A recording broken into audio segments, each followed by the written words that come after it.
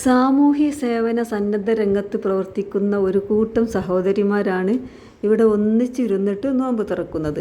ഈ സഹോദരിമാരിൽ ഗ്രാമപഞ്ചായത്ത് standing committee chairperson ഉണ്ട്, ബ്ലോക്ക് പഞ്ചായത്ത് മെമ്പറുണ്ട്, മുൻ ബ്ലോക്ക് പഞ്ചായത്ത് പ്രസിഡൻ്റ് ഉണ്ട്, മുൻ ഗ്രാമപഞ്ചായത്ത് മെമ്പർമാരുണ്ട്, ADS ഉണ്ട്, CDS ഉണ്ട്, ആശാ വർക്കറുണ്ട്, സ്റ്റുഡൻസ് ഉണ്ട്, പാലിയേറ്റീവ് പ്രവർത്തകരുണ്ട്.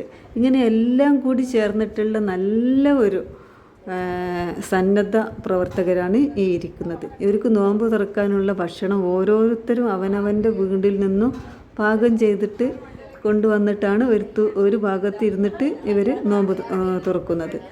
അപ്പോൾ ഈ സന്നദ്ധ പ്രവർത്തകരെ കുറിച്ച് പറയുകയാണെങ്കിൽ ഇവർ മലപ്പുറം ജില്ലയിൽ തിരൂർ തുപ്രങ്കോടാണ് ഇവരുടെ പ്രവർത്തന കേന്ദ്രം.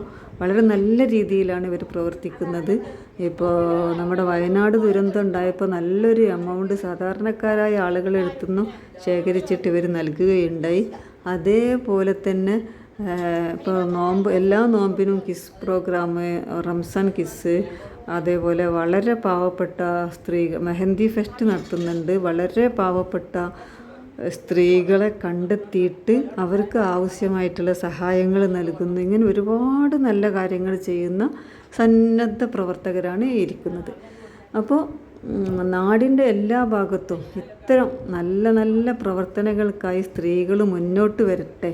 പുരുഷന്മാരെക്കാളും കൂടുതലായിട്ട് നമ്മുടെ സ്ത്രീകൾക്കാണ് ഓരോ വീട്ടിലെയും പ്രശ്നങ്ങളും അവസ്ഥകളൊക്കെ മനസ്സിലാക്കാൻ പറ്റുക. അപ്പം ഇത്തരം സ്ത്രീകൾ ഒരുപാട് എല്ലാ ഭാഗത്തും മുന്നോട്ട് വരട്ടെ എന്ന് നമുക്ക് ആശംസിക്കാം.